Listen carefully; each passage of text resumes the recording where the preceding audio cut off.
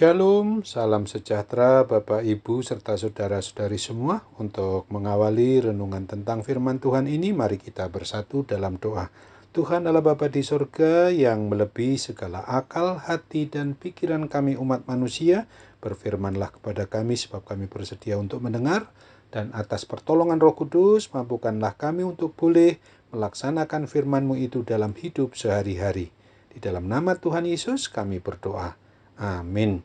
Sebagai nas renungan firman Tuhan diambil dari Injil Lukas 1 ayat 68 yang berbunyi, "Terpujilah Tuhan Allah Israel, sebab ia melawat umatnya dan membawa kelepasan baginya." Sebagai tema yang diangkat dari nas renungan kita ini adalah lawatan Sang Maha Agung bagi umat manusia. Pada suatu awal zaman atau era perjanjian baru yang telah terjadi di dalam tubuh umatnya, umat Israel, mereka pernah mengalami keterpurukan. Hidup mereka susah sekali sebab mereka dijajah oleh bangsa lain, yaitu oleh Kekaisaran Romawi untuk jangka waktu yang lama. Dan suara kenabian tidak ada untuk waktu sekitar 400 tahun yang dikenal sebagai masa intertestamental. Masa di mana tidak ada firman Tuhan yang disuarakan oleh para nabi, umat Israel menantikan lawatan yang bukan dari manusia tetapi dari Allah pencipta dan pemelihara umat manusia itu sendiri. Hati terdalam mereka sangat merindukan datangnya campur tangan Tuhan dalam hidup mereka, umat yang dipilih Tuhan itu. Mereka menantikan Mesias yang dijanjikan sejak lama. Waktu terasa berjalan lama dan berat bagi mereka sebagai umat pilihan. Tuhan Yesus adalah Mesias yang dijanjikan itu. Memang tidak sedikit penolakan dari orang Israel sendiri hingga kini karena kelahiran Yesus Kristus Sang Mesias sulit untuk diterima secara mindset umat manusia Yahudi bahwa Mesias harus datang dalam kemegahan seorang raja dunia seperti di masa keemasan Raja Daud, Raja Israel yang kedua itu. Sebaliknya, kedatangan atau visitasi atau pelawatan Allah dalam diri Yesus Kristus ini dinyatakan dalam kesederhanaan, bahkan dalam suasana kemiskinan, sesuatu yang dapat mereka lihat dan akrab dalam keseharian.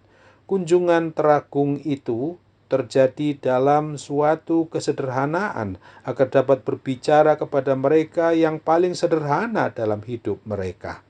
Alkitab mencatat sesuatu yang menarik bahwa visitasi maupun perkunjungan atau perlawatan agung dari Tuhan Yesus Kristus ini didahului dengan kedatangan Yohanes Pembaptis dan dikonfirmasikan dengan tanda serta pengakuan beberapa kalangan dari sebelum kelahiran, masa kelahiran, dan pasca kelahiran Tuhan Yesus ke dunia.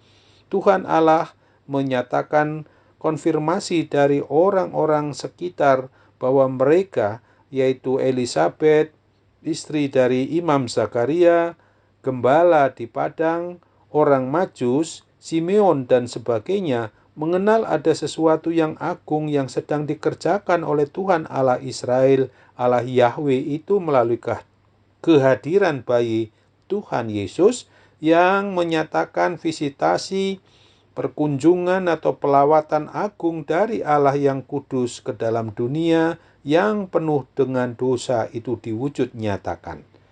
Zakaria memuji Allah atas lawatan atau visitasi atau perkunjungan kepada umatnya yang membawa kelepasan, keselamatan sesuai dengan janji yang dinyatakan dalam para nabi di perjanjian lama untuk membawa umatnya itu masuk ke dalam kehendaknya, dan ini merupakan pemahaman kristologi yang sangat kuat dari Imam Zakaria atas visitasi atau pelawatan Allah Yahweh yang begitu maha agung itu.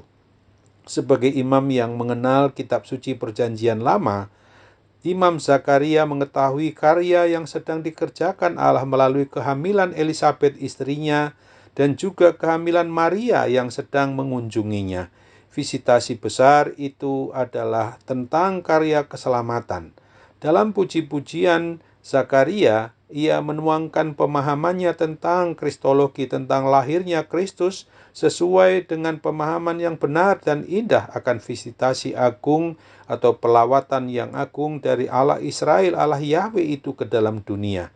Zakaria juga mengenal fakta bahwa anaknya Yohanes Pembaptis akan menjadi pembuka jalan, perintis jalan akan hadirnya Sang Juru Selamat yang sungguh-sungguh memungkinkan mereka sangat sungguh-sungguh dipakai Tuhan Allah, pencipta dan pemelihara umatnya itu. Dan sesuai dengan pujian yang dilantunkan oleh Imam Zakaria ini, maka Yohanes Pembaptis akan hidup dan berkarya melayani sebagai pembuka atau perintis jalan hadirnya Kristus, Tuhan dan Juru Selamat umat manusia. Pengenalan Zakaria akan tujuan visitasi atau pelawatan agung ini menjadi sebuah kesaksian yang bukan hanya pada zamannya, tetapi hingga hari ini, bahwa Kristus itu sudah datang untuk menyelamatkan umatnya dalam kunjungannya yang agung selama 33 tahun hidup bersama umat manusia dengan karyanya yang begitu maha agung. Sekarang kita sedang menantikan masa-masa tidak hanya untuk merayakan hari Natal Kristus, tetapi kita mengingat di masa Advent ini adalah untuk tetap waspada dan berjaga-jaga tentang lawatan Tuhan Allah Bapa kita ke dalam dunia melalui Kristus Yesus. Sehingga pada saat ini juga marilah kita sungguh-sungguh mau mempersiapkan diri bagi kedatangannya yang kedua kalinya, sehingga kelak kita juga dapat diselamatkan, tidak hanya berhenti di dunia, tapi sampai keselamatan yang kekal di sorga. Amin. Mari kita kembali bersatu dalam doa. Tuhan Allah Bapa di surga, terima kasih untuk firman-Mu yang boleh mengingatkan kami agar kami sungguh-sungguh tetap waspada akan kedatangan-Mu itu. Dalam nama Tuhan Yesus kami berdoa. Amin.